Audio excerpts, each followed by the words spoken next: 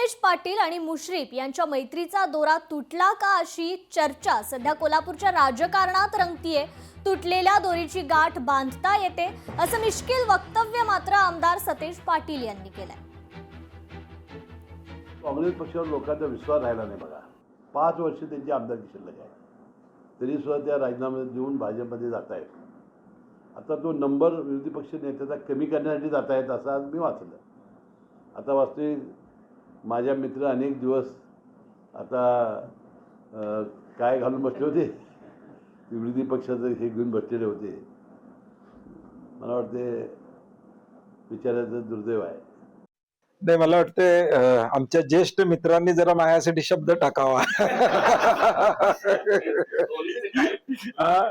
ठीक आहे, आता काय तुटलेली दोरी कधी पण गाठ बांधता येते। ठीक आहे, आता ते महापालिकेला त्यांना पर्याय नाही, त्यांना आता तसं म्हणावं लागेल। परंतु ठीक आहे, बघू अजून वेगवेगळ्या निवडणुकीला वेगवेगळी समीकरणं आपण पाहतो।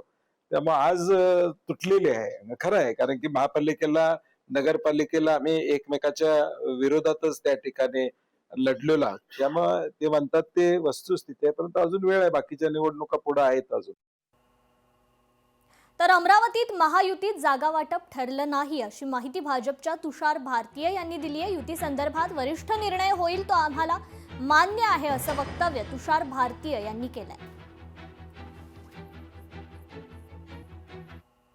एकतर युतीच्या संदर्भात वरिष्ठ मंडळी जे निर्णय करतील त्या निर्णयावर आम्ही काम करणार आहोत।